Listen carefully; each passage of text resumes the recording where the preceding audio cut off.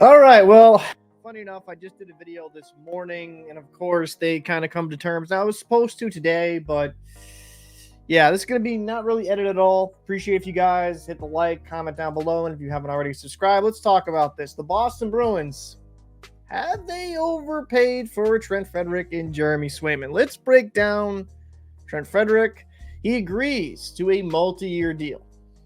2-year, $4.6 million contract, for 2.3 per year. I like what I saw from Frederic last year. Way more development. He was effective with the time on ice that he got, but at times he would disappear. He wouldn't be a quality player.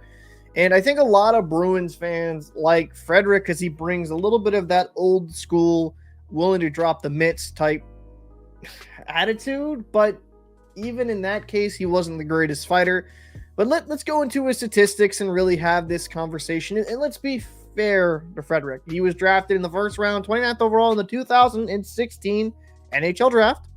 Last season in 79 games played, so only missed 2 games, 17 goals, 14 assists for 31 points. And considering in the season prior in 60 games played, he had 8 goals, 10 assists for 18 points. You have seen significant improvement. I mean, his first 2 years in the league, he didn't even get a point in 17 games played in those 2 seasons. Frederic, to me, is a player that, at best, is a third liner. I think that's, if he maximizes his potential and you get the most out of Trent Frederic, that is what he's going to be. I would not be surprised if around 31 points, maybe mid-30s is the highest he'll ever see in his career.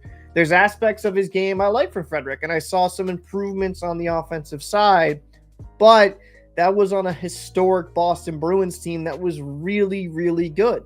So I'm kind of interested to see, will he be able to replicate that in a far less talented roster, a far less deeper roster with the Bruins? So I'm hoping, he's in his mid-20s. I'm hoping he kind of comes into his own, but am I expecting Trent Frederic to start tearing it up or be more than what he is currently? No, I hate to say it, I see a little bit of regression, but for what he gives you, 2.3, I think is a bit of an overpay, but it's not the worst contract in the world. And let's get into the big fish in this. Jeremy Swayman awarded a 1-year, $3.475 million deal. Now, I had this video about Samsonov, and I even kind of mentioned how, due to what Samsonov got, Swayman could argue that he's around that ballpark, and around that ballpark he is. Now, if I'm a Bruins fan, I'm not a big fan of the 1-year deal. This is going to be a prove-it. I know some players are making these decisions because the cap is supposedly going to go up next season, but this is a lot of money for a backup goaltender.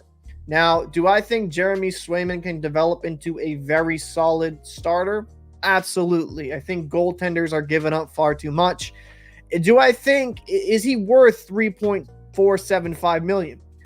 Yes.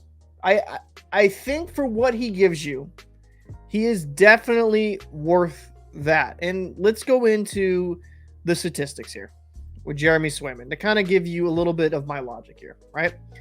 Last season, 37 games played, 24 wins, 6 losses, 4 overtime losses or shootout losses for a .227 goals against average and a .920 save percentage. Throughout his career, he has a .920 save percentage, 2.24 goals against average, 88 games played, a 54, 23, and 7 record with 9 shutouts. He's a quality goaltender. Looking at his career, and it's really only been 3 seasons if you include that small little sample size in the first year when he took over for Halak, he's been relatively pretty good. And what I saw from Swayman last year, while I don't think his game is perfect, I saw a noticeable improvement in him making some timely stops. Because in his sophomore season, which was really more of his rookie season, he went 23, 14, and 3, a .914 save percentage, and a 2.41 goals against average with 3 shutouts. And in that season, I think that's what we forget, because Ullmark was so fantastic last season. But in the season prior, there were people that were saying Swayman was the better goalie than Ullmark because he showed a lot of good athletic flashes. And I think due to how dominant Olmark is, we don't take into the consideration how good Swayman was in spots as well. Because last year, 24, 6 and 4, 920 save percentage, 2.27 goals against average. He played around the same amount of games, and you saw significant statistical improvement. Now, I would have to argue, though, to be fair, because I said this with Frederic, that was a historically great team.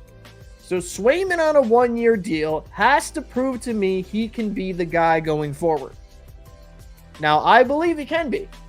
I like Swayman. I've watched him with the Maine Black Bears. I've watched him for a very long time. I think he can be a quality NHL starter, but he needs to prove to the Bruins that, yeah, I'm your guy going forward.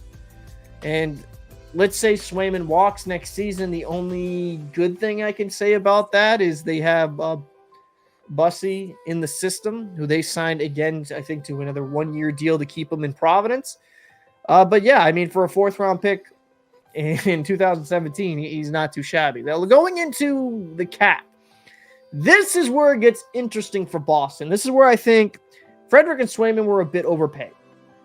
Ideally, and maybe I'm crazy for saying this, I would have rather had Swayman around 2.5, maybe 3 million, because he is a backup to Olmark.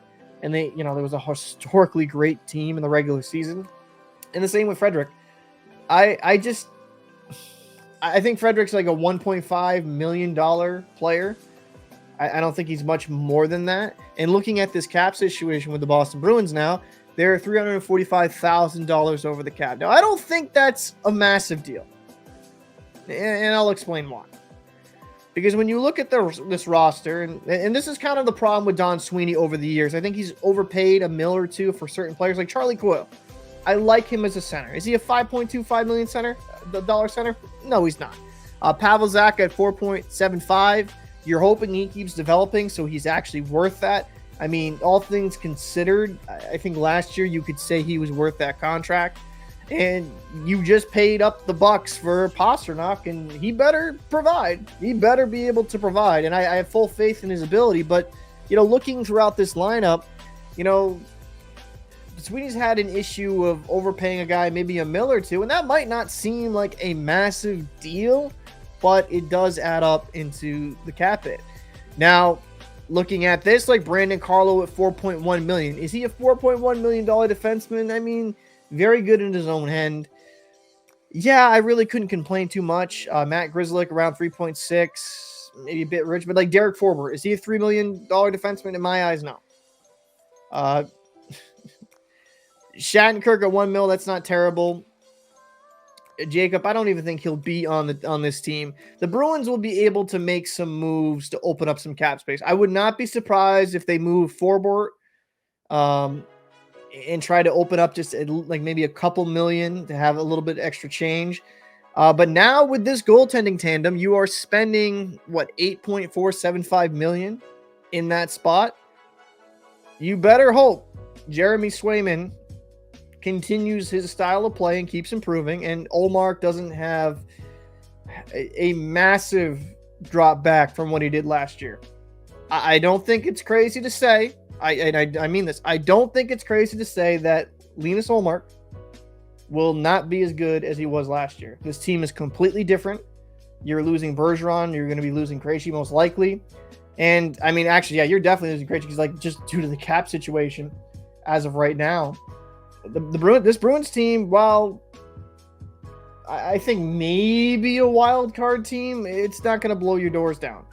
And due to that, I think with Olmark in net, I'm hoping he can be around a 915, which is generally what he is for his career. I think he's around a 917 save percentage type guy. I'm hoping he can be around that statistics. I just, there's going to be some regression from Olmark, and I'm hoping not to see that from Swayman. I'm hoping he can stay around a 917, 920 save percentage, but we're going to have to wait and see. I think the Bruins did overpay for these guys. And that's kind of a knock I've had on the Bruins for a very long time. They just pay $1 million or $2 million, a little bit rich going in. And let me just look at the lineup. We'll make this a whole Boston Bruins theme video. I mean, Brad Marchand, he's 35 now. He still was relatively productive. 67 points, 73 games played for $6.1 million. Not terrible at all. Pavel Zacha, he had a really good year, 57 points in 82 games played. Defensively, I would like to see a little bit more improvement from him. He's got to be better on the draw as well. I think he was mid 40s in his face-off percentage. And, Charlie Coyle, is he really a second-line center? We're going to have to see. And he's going to have to be around 50, 60 points if the Bruins are going to be relatively competitive. Van Riemsdyk, JVR. For $1 million, I guess I can't complain with that. Jake DeBrusk, will he be able to thrive outside of Bergeron being on his line? Now he played with Marchand. If DeBrusk can kind of solidify himself as a quality top 6 guy and be able to do it without having Hall of Famers on his line, I think the Bruins are in a good place. I think he can do that. I like a lot of DeBrusk's game. I think Cassidy at times was put him way too much in the doghouse. But just looking at this Boston lineup, it's definitely a step back from last season.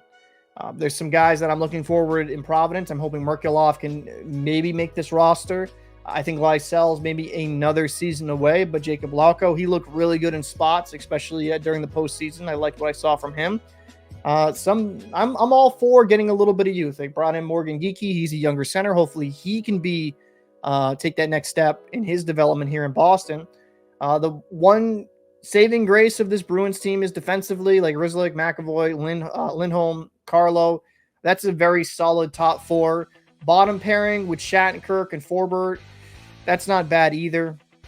So it will be very interesting to see how things go. So that's kind of my wrap up on it. Final opinion, I think the contracts aren't horrific, but they're not great either. I think there was a little bit of overpay from Sweeney, and maybe that was due to desperation. I'm not sure. I wish they got Swayman around 2.5 mil, and I was hoping Frederic be like a $1.5 million player, because I don't want to sound like a hater. I don't even think he'll be able to justify 2.3 mil. But I hope he proves me wrong. But I'd love to know your thoughts down below in the comment section. Do you like these contracts? You hate these contracts? Be interested to hear your thoughts. I'm Captain Paul, and I'll see you in the next one. Please don't hate it.